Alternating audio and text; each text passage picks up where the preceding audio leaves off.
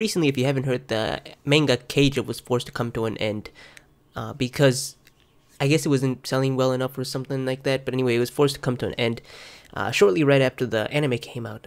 The publisher seems like they had no hope for it, and the anime wasn't even aired in Western Japan, which is interesting. So yeah, it doesn't seem like the publisher really had any hope for this anime making it big. So with all this negative information, does that mean that the anime Keijo is even worth watching because of this? So I guess we'll see with this review. So first things first, Keijo is a very ecchi show, so be ready for clips like that in this review. The concept of Keijo is very simple.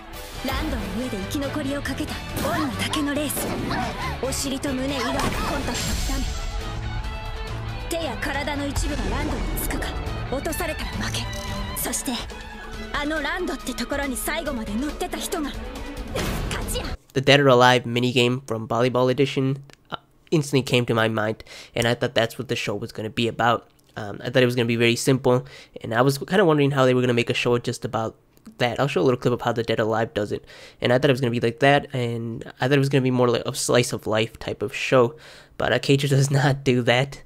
It definitely goes way up in insane levels. Honestly, towards like the fights, the things just stop. Even though it's boobs and butts, it stops really being sexual and just starts being pure ridiculous fun, which I liked, really. So our main character is Nozomi, a 17-year-old girl who wants to do Keijo so she can make it big and get rich. She's pretty normal, kind of typical shonen character. Kind of imagine like if Goku was a female, which is interesting, I guess, in that aspect that we actually have a female character, which makes sense, I guess. Actually, I honestly thought we were gonna have a male character just because if it was a sexual anime, a lot of times they throw in male characters just so the viewer can act like they're the male in the fantasy. But nope, this time we actually get a female character.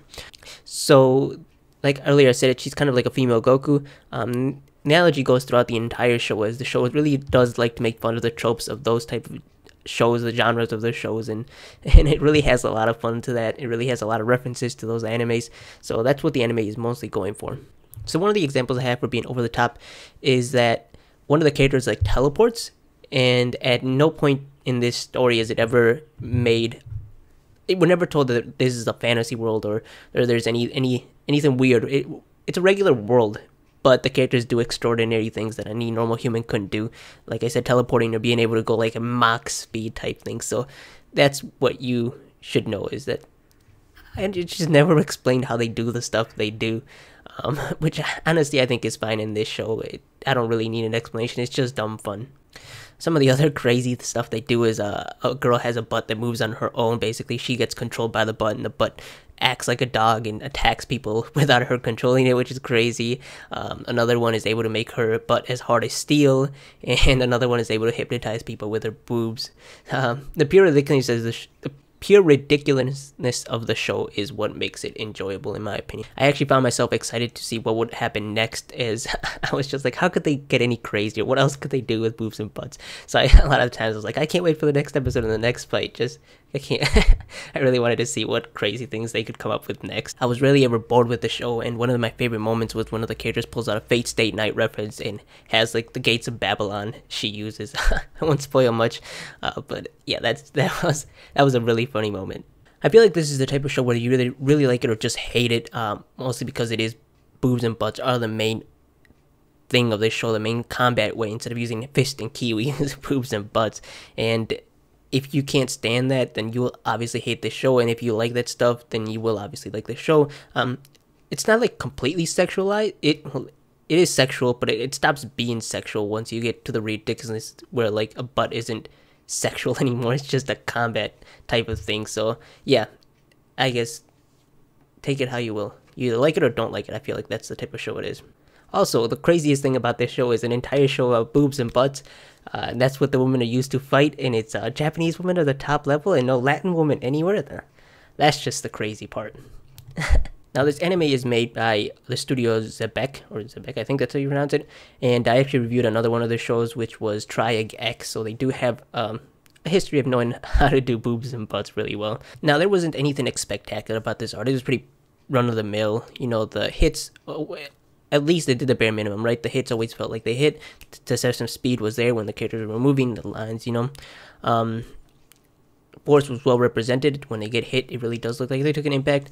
But the main thing that it'll stand out from this show is the abilities that the characters have. I guess that's the main thing that'll stand out in your mind. So in the end, is Keijo something that you will actually like watching? It really does come down to the fact if you can stand boobs and butts being really the main thing about this show. Some people really don't like that and would get annoyed by that. So if you don't like that, you definitely will not like this show, as it never really evolves past that. I never really said much about the characters in this review because there's really nothing to say about them. They're pretty standard characters that, I mean, have a little bit of development. Some characters more than others, especially one side character has more development than even the main character, which mostly just stays the same throughout the show. But it really is just mostly about the fights and having fun in that. And if you want a heavy story or great developed characters or interesting characters, that really won't happen here. It's mostly about how ridiculous can we make the combat, how crazy, how can we push the limit, and how crazy the combat is. And I enjoyed that, but I know some people will definitely not like that. So that's really my review on it. If you like that stuff, then watch it. If you don't, then don't. Anyway, hopefully you guys like this short review, and I'll be reviewing another anime next month. So until then, see you guys next time. Bye.